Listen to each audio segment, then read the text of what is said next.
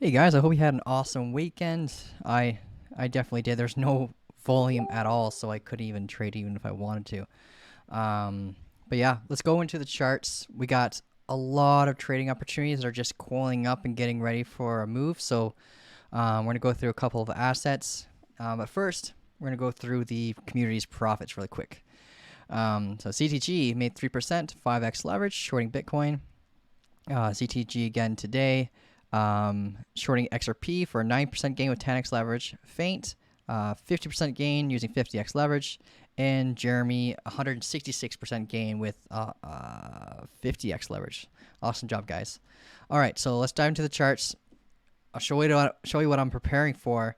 And there's a few assets that might have a very, very easy trade opportunity coming up. All right, cool. I'll show you. Yeah, I'll show you what I got on the inside here. All right, cool.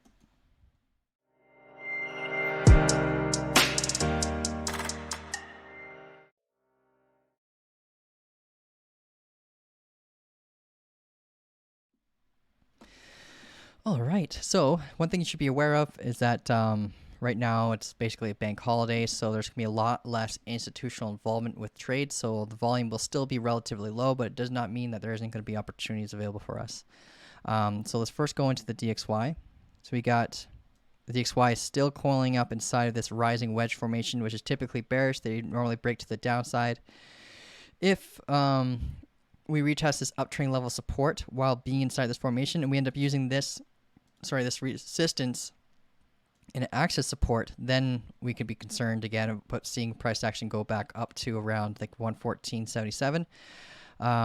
However, what's the most likely scenario based off this formation is that it's going to go to the downside. So it will most likely come up, retest this trend line again, create a double top inside of this rising wedge, come back down, and see price action get rejected off this double tops neckline, and then come down and actually meet the technical target for this formation.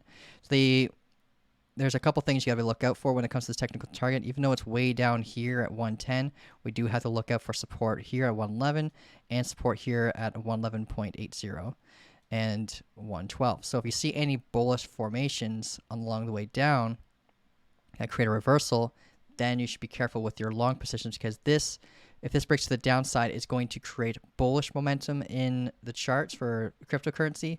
If this goes to the upside, of the opposite. So just make sure you be set alarms out for all these different little resistance levels, so you can be aware of potential moments where you might see reversal formations. Because sometimes that can give you a heads up to know when to get out of your trades sooner rather than later and suffer for it. So that's what I'm looking for right now with the DXY. If we go over to Bitcoin, now there isn't very many opportunities right now for Bitcoin in terms of trading short term. However, like, we still want to keep an eye out of this green line right here, this downtrending level of resistance, because if we go over to the daily chart, this is what we were tracking for a while now. Here we go. Yeah, we got this downtrending level of resistance right here, this green line, and this white line that we're tracking as well for this descending triangle. So just be mindful that we're getting closer and closer to the end of this formation, and eventually we're going to have a very violent, volatile move, either be to the upside or the downside. But we'll be able to react off it depending on whether it breaks the resistance, use it as support, or if it uses the support and uses it as resistance. Let's go over to the hourly time frame. So we're in this descending channel right now. Might be creating a double bottom. Let's go over to lower time frames so we can dissect it a little bit. And we might be creating a double bottom with this being the neckline, and it could give us enough momentum to break this downtrending level of resistance and use it as support. And we have this huge valley right here as well. So we got this double bottom forming. If we come up, use this as support right here, it'll give us enough momentum to break out of this downtrending level of resistance right here and right here. If we end up using this as support, we may see price action come through this valley and go right back up to this downtrending level of resistance I've been tracking for a while now. This will take a little while for it to actually execute, but there's a lot of other, like, I wouldn't actually trade off of this personally. I'm going to wait until we see this 20,000 act as support and then enter along. But there are other opportunities that I'm going to be trading while I wait for this that are kind of mapping out right now as we speak. So if I go over to my primary chart, we have an avalanche trade available coming into play. We're inside of this asymmetrical triangle, I believe. Let me take a look. Yeah, we're in the descending triangle right here. So if anyone who's familiar with like trading inside of formations, basically what you want to do is you want to track the downtrend level resistance, and once it breaks near the support level, then you would enter a long, right? Long here, close your long, and come back down. Once we break this, you long here, close your long. Very, very easy way of trading, basically. And we have another opportunity coming in, and I believe the risk-to-reward ratio is worth it. Let me double check. Yeah, we got a 1-to-2 risk-to-reward ratio that I'm preparing for, and we're retesting this. We're getting squeezed right now. We're only about probably an hour away before we can actually enter off of this. And we have a double bottom forming right now as well. So when we break this downtrend level resistance, it'd be a perfect time to enter along, putting our stop loss below the most recent swing low right here. So the stop loss would be around it's about 1654 roughly. And our first take profit would be around like 1686, where this strong level of interest is. However, our technical target is basically the top of the formation, so we can ride it all the way up to the top of the formation, but I'll close about half around here. So mathematically, if we hit this point and we get rejected, you'd still come out with a profit. So this is basically what I'm looking at right now. We have the opportunity coming up very soon. So basically just want to wait for a 15-minute candle, full body close outside of this downtrend level resistance for an entry. Let's go over to XRP. So XRP,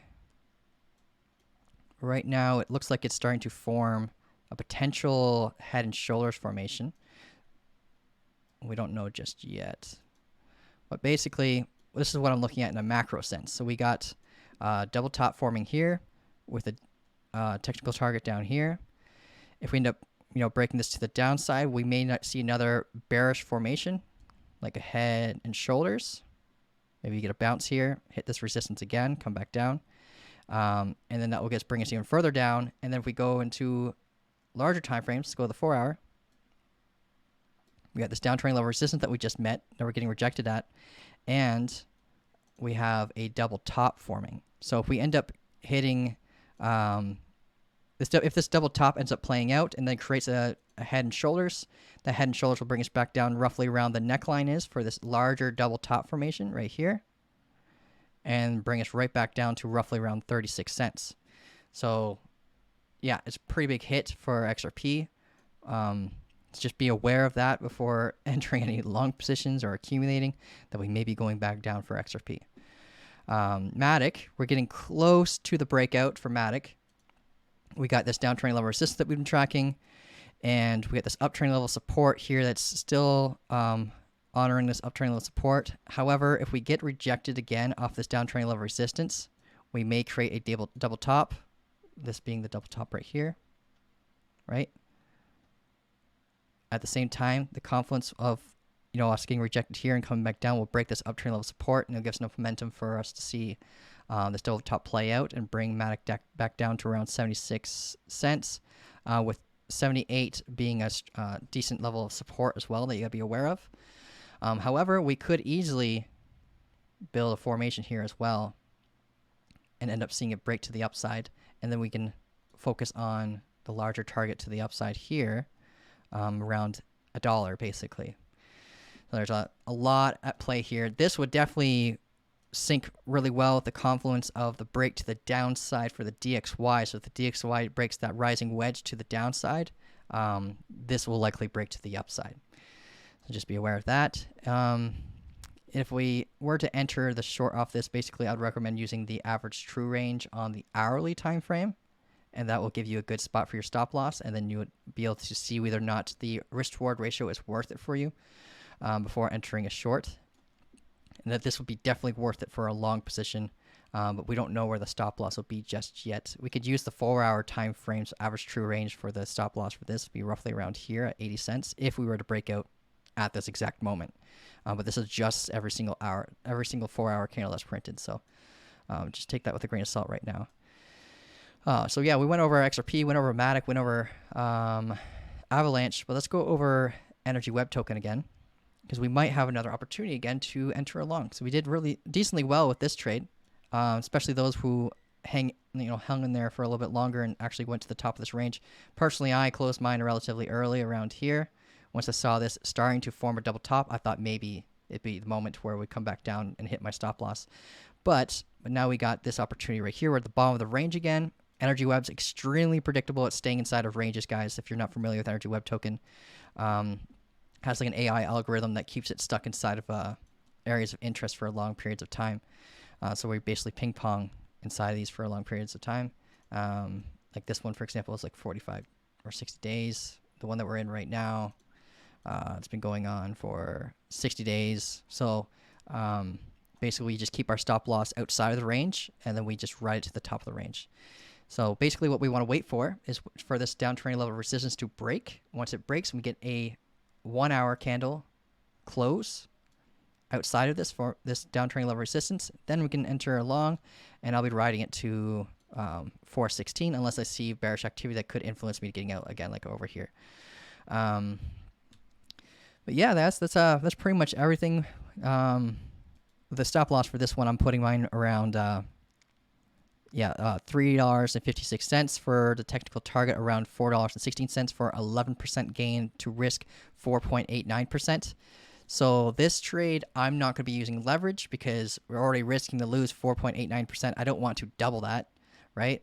Even though you could double the earnings, but you're also risking to double your losses. So I'm just going to be using this for spot trading on KuCoin, and yeah, that's pretty much everything, guys. If you have any questions about everything I just stated, you can reach out to me in the Discord. I'll do my best to help you out. But there's a lot of trade setups being built right now, so we have a lot of opportunity being built.